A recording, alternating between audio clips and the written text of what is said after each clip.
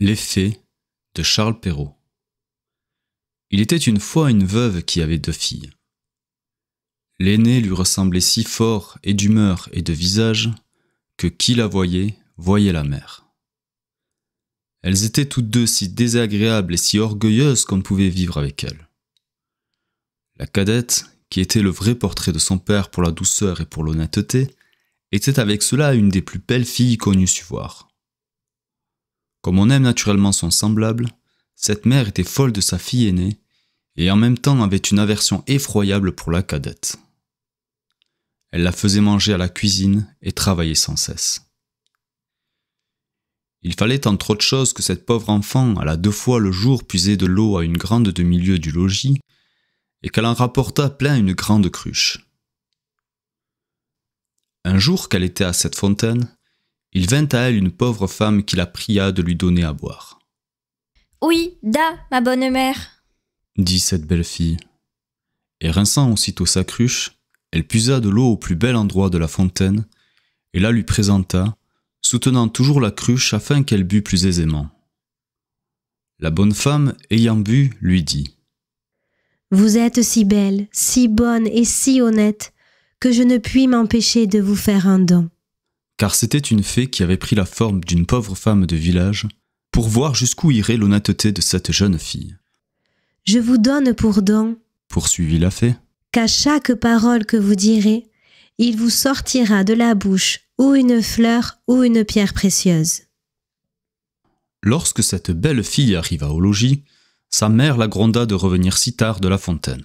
« Je vous demande pardon, ma mère, dit cette pauvre fille, d'avoir tardé si longtemps. » Et en disant ces mots, il lui sortit de la bouche 2 roses, 2 perles et 2 gros diamants. « Que vois-je ? » dit sa mère tout étonnée. « Je crois qu'il lui sort de la bouche des perles et des diamants. D'où vient cela, ma fille ? » Ce fut là la première fois qu'elle l'appela sa fille. La pauvre enfant lui raconta naïvement tout ce qui lui était arrivé, non sans jeter une infinité de diamants. « Vraiment ? » dit la mère. « Il faut que j'y envoie ma fille. Tenez, Fanchon, voyez ce qui sort de la bouche de votre sœur quand elle parle. Ne seriez-vous pas bien aise d'avoir le même don ? Vous n'avez qu'à aller puiser de l'eau à la fontaine, et quand une pauvre femme vous demandera à boire, vous lui en donnez bien honnêtement. »« Il me ferait beau voir, répondit la brutale, aller à la fontaine. »« Je veux que vous y alliez, reprit la mère. Et tout à l'heure. » Elle y alla, mais toujours en grondant. Elle prit le plus beau flacon d'argent qui fut dans le logis. Elle ne fut pas plutôt arrivée à la fontaine qu'elle vit sortir du bois une dame magnifiquement vêtue qui vint lui demander à boire.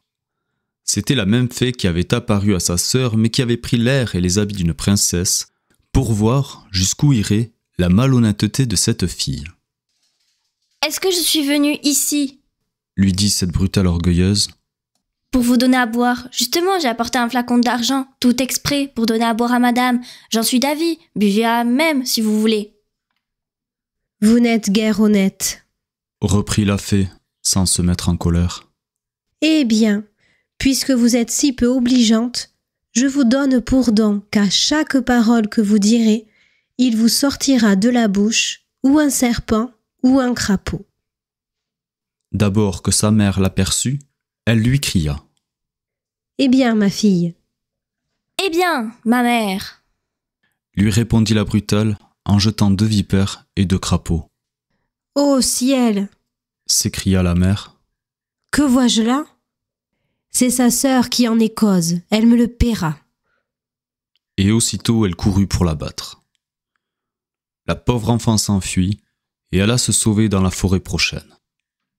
Le fils du roi qui revenait de la chasse la rencontra et la voyant si belle, lui demanda ce qu'elle faisait là toute seule et ce qu'elle avait à pleurer.